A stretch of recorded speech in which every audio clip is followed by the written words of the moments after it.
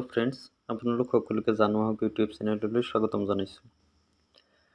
বন্ধুসকল, এইবাৰ যিসকল ছাত্ৰ ছাত্ৰীয়ে হায়াৰ ছেকেণ্ডাৰীৰ পৰীক্ষাত উত্তীৰ্ণ হ'ল, তেওঁলোকে যদি তেওঁলোকৰ ফলাফলক লৈ সন্তুষ্ট নহয়, তেনেহ'লে উচ্চতৰ মাধ্যমিক শিক্ষা সংসদে তেওঁলোকৰ বাবে এটা ভাল খবৰ আনিছে। হয় বন্ধুসকল, যিসকল ছাত্ৰ ছাত্ৰীয়ে তেওঁলোকৰ ৰিজাল্টক লৈ সন্তুষ্ট নহয়, তেওঁলোকে এইবাৰ পুনৰ পৰীক্ষাত অৱতীৰ্ণ হ'ব পাৰিব। অসম উচ্চতৰ মাধ্যমিক শিক্ষা সংসদৰ গুৰুত্বপূৰ্ণ সিদ্ধান্ত। ফলাফলক লৈ অসন্তুষ্ট শিক্ষাৰ্থী অৱতীৰ্ণ হ'ব পাৰিব বিশেষ পৰীক্ষাত। অসন্তুষ্ট শিক্ষাৰ্থীসকলে 9 আগষ্টৰ পৰা 16 আগষ্টৰ ভিতৰত অনলাইন প্ৰপত্ৰ পূৰণ কৰিব লাগিব। যিসকল শিক্ষাৰ্থীয়ে পুনৰ পৰীক্ষা দিব বিচাৰে, তেওঁলোকে অনলাইন যোগে প্ৰপত্ৰ পূৰণ কৰিব লাগিব আৰু ইয়াৰ তাৰিখটো আৰম্ভ হ'ব 9 আগষ্টৰ পৰা 16 আগষ্টলৈকে।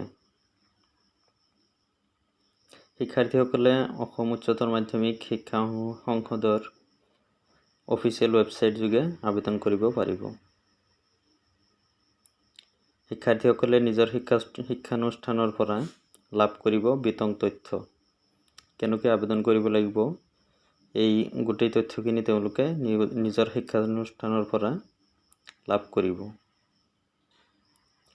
পৰীক্ষাত অৱতীৰ্ণ হোৱা শিক্ষাৰ্থীসকলে লাভ কৰিব পৰীক্ষাৰ নতুন মূল্যায়নৰ আধাৰত মাৰ্কশ্বিট।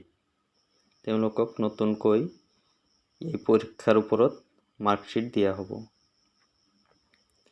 অৱশ্যে শিক্ষাৰ্থীসকলে জমা দিব লাগিব বৰ্তমান প্ৰদান কৰা মাৰ্কশ্বিট।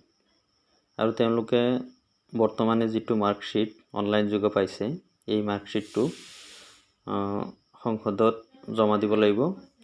আৰু এইটো এই মাৰ্কশ্বিটটো কোনো ক্ষেত্ৰতে ব্যৱহাৰ কৰিব নোৱাৰে। তেওঁলোকে নতুন যিটো মাৰ্কশ্বিট পাব, সেই মাৰ্কশ্বিটটোহে ব্যৱহাৰ কৰিব পাৰিব। সকলো বৰ্তমানৰ নিয়মীয়া শিক্ষাৰ্থী, ভেটাৰমেণ্ট, প্ৰাইভেট পৰীক্ষাৰ্থীৰ বাবে এই সুবিধা। সকলো শিক্ষাৰ্থীয়েই এই সুবিধাটো লাভ কৰিব পাৰিব। বন্ধুসকল, আজিলৈ ইমানেই। ধন্যবাদ।